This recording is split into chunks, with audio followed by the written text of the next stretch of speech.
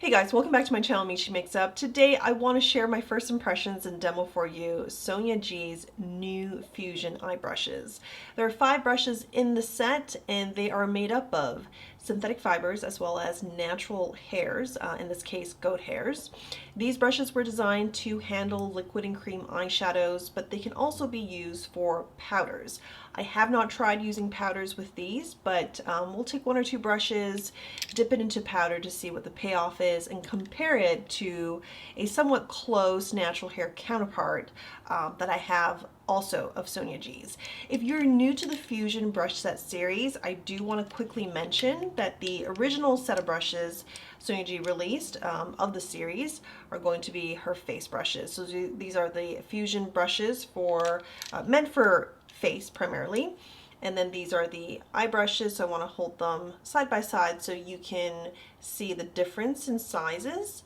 The brush lengths are the same for both sets. And at the time of this video, by the time I posted, the Beautylish gift card event should still be happening. And I want to let you know that if you do choose to purchase the set, and I think the Fusion face brushes are also in stock at this time.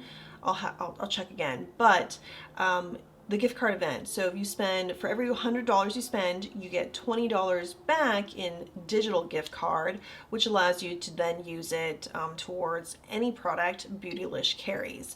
These brushes are only sold at Beautylish. So if you are interested and you pick them up, then you basically get $20 back to spend towards any other product you would like in the future.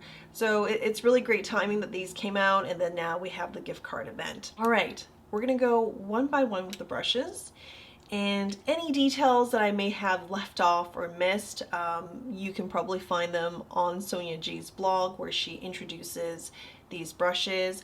But I'd also, for these videos, just like to offer my own spin, my own opinion on it. This is a first impressions video because my opinion of the brushes typically do evolve over time once I've had a good amount of time to try them, use them on different products. So I definitely want to come back later on, maybe several months later, to talk more about these brushes after I've had a chance to use them at least over a dozen times. So let's begin with the detail brush. So this detail brush here, as you can see, it doesn't have a lot of give. It's quite dense and it comes up to a point. This already tells me that this is good for not just, lining the lashes, upper, or smudging out these cream shadows that I have in mind, but also it can be used for concealer details if there's a point you would like to conceal. And let's just demo this real quick. So this is Merit's The Minimalist and in the shade Bone. What I can do is take the brush, get some product, and there's a little bit of redness that's peeking through here. I could just do very detailed concealment using this brush, and I mean, just doing that I can already see it's pretty effective. If it works for a concealer, it's gonna work for other cream complexion products. You could use it to do some nose contouring. You could use it to do some very specific, maybe Halloween makeup. Let's say if you have a glitter pot, you can use this to dab into the product and just place the glitter. Just so much use for this. Anything that requires just precision, this is that go-to brush. And in my collection of other Sonia G brushes, the Pencil Pro could be used as a comparison. The two are not the same shape. As you can see, the bristles here are longer, and the point that the Pencil Pro comes to is actually not as pointed. It's kind of blunt, but this will give you more impact and intensity versus this, because this is, while it's more pointed, it's actually softer up here. And the next brush here I have is the Builder brush. The Builder brush, in comparison to the Detail, has more give, but it is still densely packed, and it comes up to this nice little dome shape here. And I feel like with this density, it'll still be pretty effective against product that is like cream product that might be a little bit tougher, and I have just the product in mind. So I'll definitely be using that, grabbing product using this brush here. And within my collection, I have, most similar to this brush, is going to be the Builder brush from Sonia G's Lotus set. So the Lotus eye brush here. I feel like this is softer, actually. I want to say this is softer than this brush here. But I think what we might see is, especially with powders, this is going to be more effective, or at least grab product and give you more intensity. I shouldn't say more effective. It's a different type of effect, but more intensity from the powder products using this natural bristle brush versus this. But I do think this is going to be dense enough where you grab on your cream and liquid product and very effectively can blend it out and move it around, whereas this is not, well, it can handle liquid and cream, it's undyed hairs, but I don't think it's going to be to the same effectiveness as this. So it's kind of obvious that even though the shape of the two are similar, they were clearly designed for different type of textures and product. And I will say this brush also splays out more, so I think you're gonna get more control. So not only is it that, okay, it's designed for creams and liquids, but because it doesn't splay out as much, and these are wash too, I think you're gonna get more precision out of this brush. Next we have the Worker brush, and the Worker brush again has less give compared to the Detail brush and the Builder. So I think this is going to be really effective on less tough products. So creams that are not, you know, quite as, not difficult, but just kind of thicker, maybe more emollient or just a little bit harder to get product off of. And this is going to spread those lighter, softer products really easily, very effectively. Brushes in my Sonia G collection that I think are comparable are going to be the Worker Pro and the Soft Shader. Soft Shader is from her Sky Eye set, and the Worker Pro is from her Pro Eye set. So we have the three here side by side, and I'm just going to turn them to their side. This Worker brush is not the same in any way to these brushes, but there are elements of these two in their design that you can find in the Worker brush. So I think that kind of speaks to the versatility of this brush, because it can probably handle a lot of different types of jobs, and the way that you might use it to contour around your eye shape or placement of color and blending and diffusing. So that'll be neat to demo in a sec here. Next is the Blender brush, and the blender here is quite soft, as you can tell, and it does come up to kind of like a point here, but the point itself is nice and soft. It's going to be really good about blending out product. If you use it to place product, you can expect a softer placement just because of the overall softness of this brush.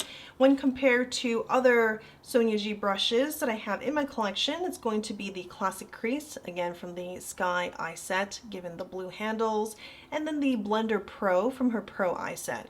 So let me hold these next to each other, and they're all kind of this cylindrical shape.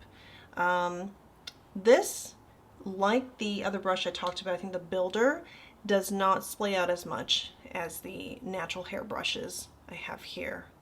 So I think you're going to get more control, which is going to be good because with liquid and creams, you do want more control. The last brush is going to be the Jumbo Worker, and there's really nothing in my Sonia G collection in terms of eye brushes that are similar to this. So what I'm going to do is hold it up next to her Fusion face brushes so you guys can get a sense of its size. This is the Jumbo Worker next to the base brush. This is the mini base, and the mini base I like to use to apply and diffuse cream blushes as well as liquid blushes. Then we have the Jumbo Concealer and the Soft Concealer. The way that I use the Jumbo Concealer is to pack on and diffuse softly or lightly concealer under the eye. I use the Soft Concealer to actually apply cream or liquid highlighters and to diffuse them. I've also used this brush to work in these areas here that are more delicate and need more precision, but also not so much precision that I'm just like, the way that I use the detail brush just as a point, I'm just looking for less coverage than this and softer so I can get into these areas more effectively. And I actually didn't mention that the Fusion eye brushes, you can actually use these for concealer too. It all depends on your preference and which area you're working on. So I can see with this blender here, if I'm really looking for like right here, some time has passed since I put the concealer on under my eye and I want to do a little bit of touch up. Well, this is a perfect size to just go in here, whether it's a powder touch up or more concealer, because when you add, or when you're touching up or you're adding concealer to an area that's already concealed, you risk making the area look kind of cakey, and then it's just gonna look worse and worse over time.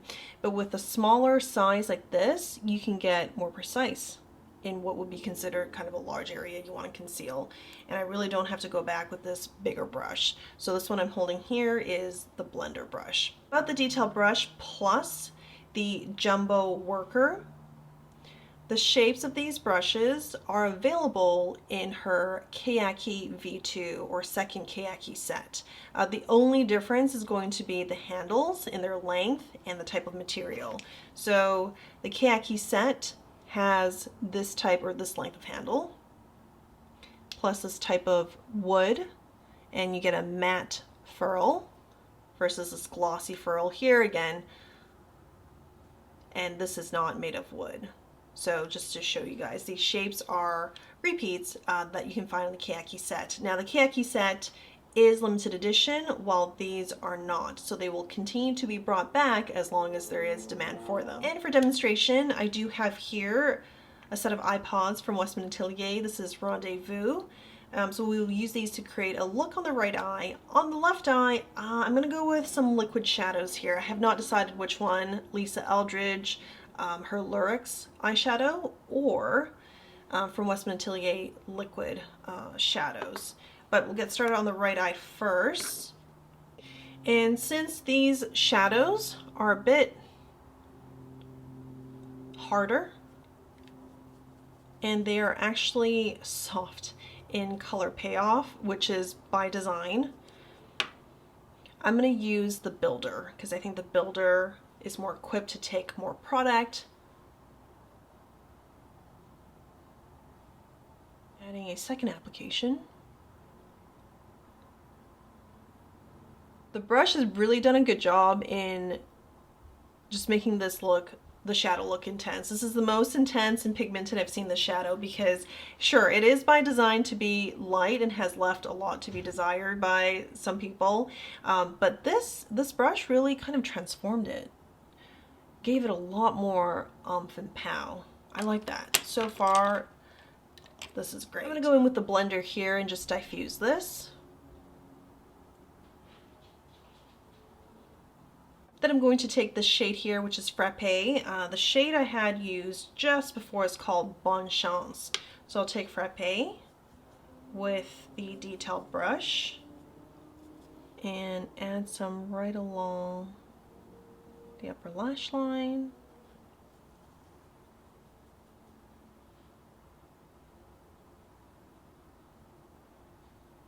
And just smudge that a bit into the outer corner. Okay, I'm ready to go back in with my blender here to just blend upwards. I'm also going to dip the blender into Rephr as well because now I'm ready for adding this to a bigger area. So the placement is there, the shadow is really quite soft, and you can see how soft that is. Now I'm going to take Bijou, soft pink shade, and I'm just going to, let's see here. I'm actually going to take the blender again because it's really pretty great for the crease. And I'm adding that to the crease and blending it into Rephr.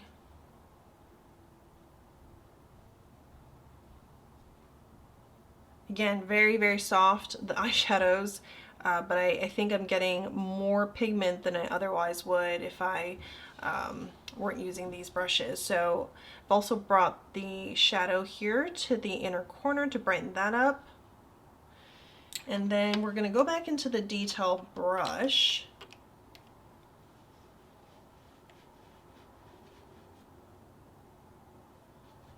And we're adding Bon Chance to the lower lash line.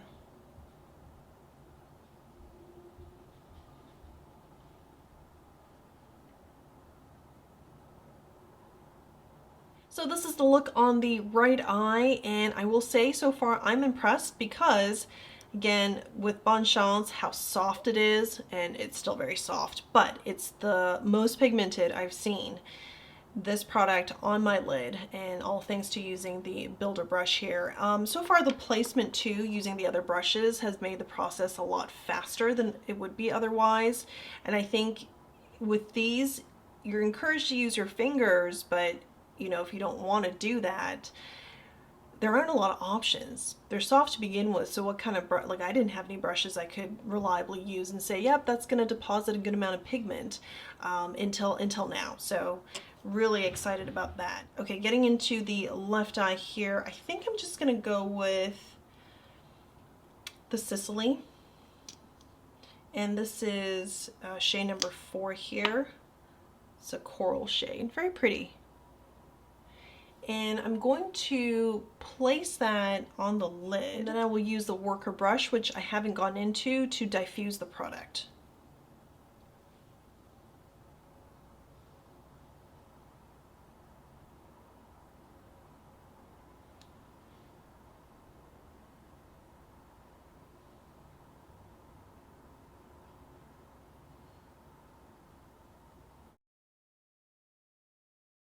So I'm just going to let this sit for a moment, let it dry. It dries pretty quickly within like maybe 30 seconds. I like how, as I was spreading this, naturally I just kind of went like that on the outer corner, and it took shape really, really well without looking messy. There's something about this shade here. I have the same thing in a more neutral shade, and I find that easier to work with, because it doesn't stand out quite as much. You can see more of the glitter than the actual undertone of this on my skin tone. But when it comes to this brighter shade, if you make mistakes or it's messy, it's very obvious.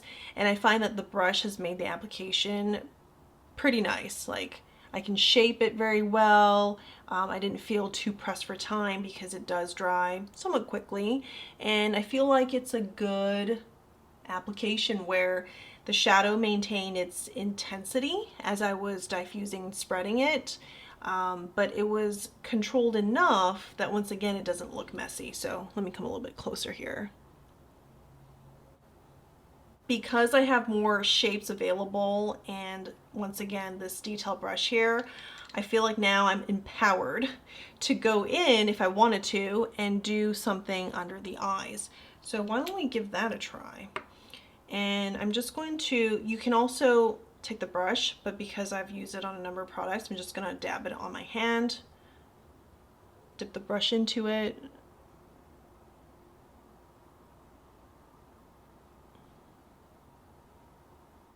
I like that a lot, and the placement is good. I didn't expect anything less, but it's just the whole experience of it. It's, first of all, having the ability to place a liquid shadow under the eyes, and just having the control to do that and know it's gonna go on well, it's gonna stay on, it's not gonna look messy, but also that this feels really soft. Because these brushes are meant for use in the eye area primarily, they are actually very, very soft, and I definitely put that to the test, and I felt it when I worked on this area here. And even with the blender brush working on the inner corner, I didn't have any issues at all. So for the last part, I do want to demo this brush here. This brush, you can use it also for eyeshadow. You can put great big placement right up here, but for today, I didn't really have that in mind. However, I would like to use it for blush and see how that works out. So let me find a cream or liquid blush. What do we have here? Westman Atelier again. This is in the shade Poppy. I'm just going to go right into the blush like this and then place it on the cheeks.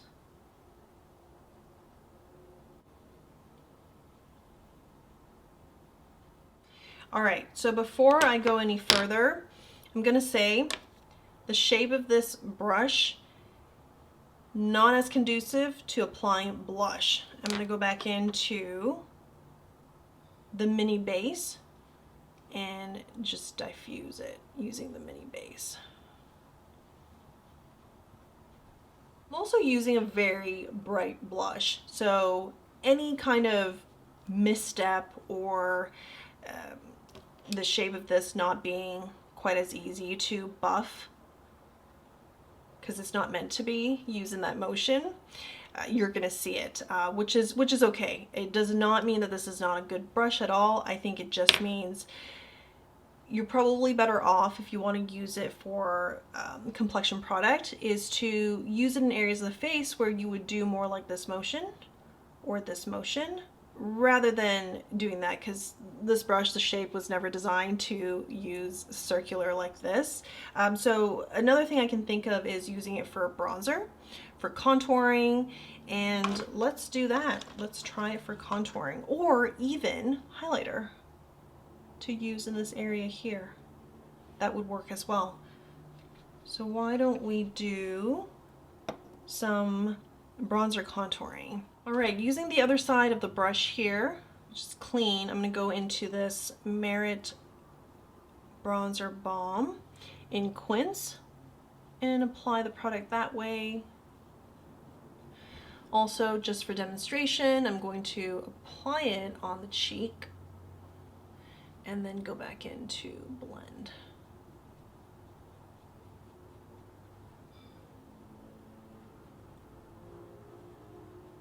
I think it does a fine job.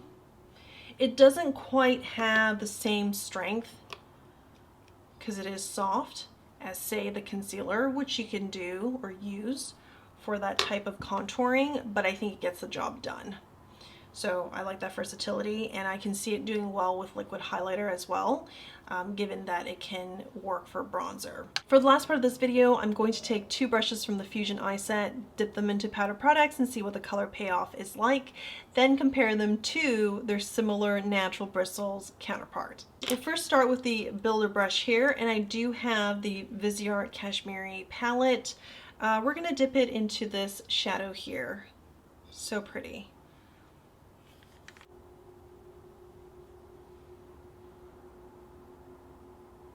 And then I'm going to take the builder brush from her Lotus set, dip it into the same shadow.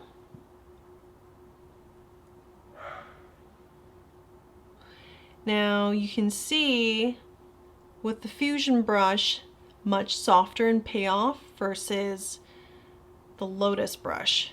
And this has to do with the type of bristles that these are made up of. Synthetic plus natural and just natural. So this is made up of goat hair as well. And what's interesting though, however, is you get less kick-up or less like fallout from the Fusion brush. It's softer but less fallout. Next, I'm going into the worker brush, and I'm going to find a matte shade to go into this time. Let's take this brown shade. And I coated it pretty well.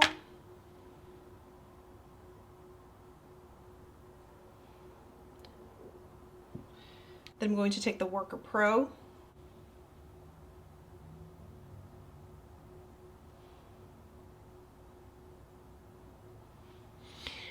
I'm not going to go back in a second time because I didn't do that with the Fusion brush, but looking at it like this, I can see that this was easier to kind of glide across or to place on the hand versus this brush here. However, there is more intensity, and if I were to go back in, I know I would be able to diffuse it, and it kind of maintains the intensity. Whereas I think this is really great, like very easy placement. It kind of just really dominated the powder, if you could call it that, but it dominated the powder and just like diffused it, but you don't have the same intensity. So I think the powders, the undyed kind of natural hairs really do extremely well with powders in giving you intensity, picking up a good amount of product. And I think the Fusion is just, it just softens everything up a little bit. So depending on what you want to do, I think there's still great brushes to use for powders, especially if you're traveling. You just want to take one set of brushes that could handle all kinds of textures. I mean, the Fusion's great for that. Overall, I am really impressed in my first impressions with these brushes. I do have a number of cream and liquid products that it was kind of hard to use them on a regular basis or want to use them all the time because they just weren't that easy to use. I couldn't be sure from one application to the next if I would get an even application. It has to do with like my skills, but also just maybe a lack of tools. And second, some, like the Westman & Atelier iPods, are quite soft. And while I do enjoy them, I like the shade, because they're soft, it does make me hesitate. Because if I'm putting in the time to put together a look, I kind of want my eyeshadow to stand out or be noticeable. But I think I'm getting a lot more payoff using these brushes. And so overall, I do enjoy these brushes. It's also notable that in Sonia G, her blog where she talked about these brushes, she mentioned that mixing synthetic fibers with natural hairs is actually more expensive to produce and work with than to actually just make all natural hair brushes. And interestingly, these brushes are only $145 US. I shouldn't say only, but given the amount of time, the design, the thought put behind it, as well as the craftsmanship, these are all made in Kumano, Japan, handcrafted. I think they are a decent price. They're very reasonably priced. And if you add that with the gift card event, I think it's a great time to get them if you are interested. So hopefully I was able to demonstrate for you the potential of these brushes. And if you have any questions, let me know below. I'll try my best to answer them. I would, again, still like to come out with another video months later or weeks later after I've had some time to really get into these brushes, but so far they've been great. Thank you guys for watching. See you again in the next one. Bye.